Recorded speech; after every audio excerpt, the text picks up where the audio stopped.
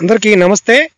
ఎవరికైతే నడుము చుట్టూ పొట్ట చుట్టూ గనక కొవ్వు పేరుకుపోయిందో, గుండ్రటి భాగంలో బొడ్డు చుట్టూ గనక పేరుకుపోయిందో, అలాగే ఎవరికైతే ఊబకాయం ఎక్కువగా ఉందో వారు గనక ఈ యొక్క చిన్న పని చేసినట్లయితే ఇక చూడండి, వారికి కొవ్వు పొట్ట చుట్టూ పేరుకుపోయింది. ఇక రమ్మన్నా కూడా పేరుకుపోయింది, కరిగిపోతుంది. అలాగే యొక్క కొవ్వు అనేది రమ్మన్నా కూడా రాదు. అంటే ఉన్న కొవ్వు పోతుంది, కరిగిపోతుంది, ఐస్‌లా కరిగిపోతుంది చాలా తక్కువ సమయంలోనే. అయితే ఈ యొక్క ప్రయత్నాన్ని చేయడానికి చాలామంది ఆలోచిస్తారు.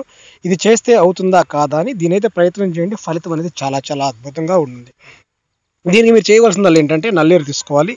ఇలా నల్లేరు ఇది చెట్లకి ఉంటుంది. చూడటానికి చూసే వాళ్ళకి ఇది మనం తినాలా అని అనిపిస్తుంది. కానీ దీన్ని గనక మీరు గనక ఒక్కసారి తీసుకెళ్ళి గనక శుభ్రంగా చేసి గనక దీన్ని నల్లేరు యొక్క పచ్చడి చేసుకొని గనక ఒక్కసారి మనం తిన్నట్లయితే, అలాగే తరచు గనక దీన్ని ఒక అలవాటుగా మనం చేసుకొని గనక ఈ యొక్క చిన్న ప్రయత్నాన్ని మనం గనక చేసినట్లయితే ఇక చూడండి, నడుము పక్కన ఉన్న అంటే బొడ్డు చుట్టూ ఏదైతే పేరుకుపోయిద్దో ఆ యొక్క కొవ్వు అనేది వెంటనే కూడా కరిగిపోతుంది.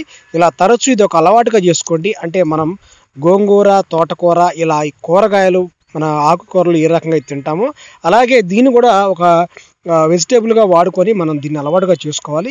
ఇలా చేయటం వల్ల ఖచ్చితంగా మనకి కొవ్వు అయితే కరిగిపోతుంది. అలాగే ఈ యొక్క నల్లేరు తినడం వల్ల మరొక అద్భుతమైన ఉపయోగం ఏంటంటే, ఎవరైతే ఎముకలు బలహీనంగా ఉన్నాయో వాళ్ళు కొంచెం కాల్షియం టాబ్లెట్స్ అని అవన్నీ వాడుతుంటారు. ఎముకల బలం కోసం కొన్ని టాబ్లెట్స్ వాడుతూ ఉంటారు.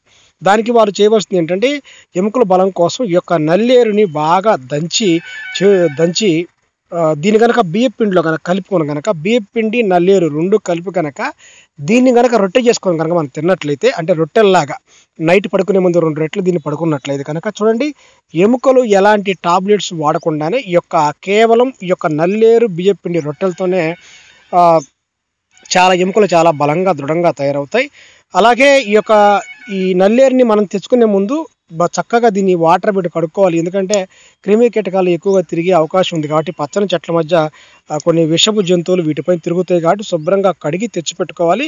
మీరైతే దీన్ని అనుభవం ఉన్న ఒక పెద్దవాళ్ళు ఎవరైనా నల్లేరు పచ్చడి చేస్తుంటే వాళ్ళ ఆధ్వర్యంలో మొదటిసారిగా ఒకసారి పచ్చడి చేసుకొని తినండి. ఎందుకంటే ఇవి తింటే ఏదైనా అవుతుందని ఒక భయాలు, అనుమానాలు ఉంటాయి కాబట్టి ఆ భయాల కోసం ప్రాక్టికల్గా పెద్దవాళ్ళు చెప్పినట్టుగా ఒకసారి పచ్చడి చేసుకొని తినండి.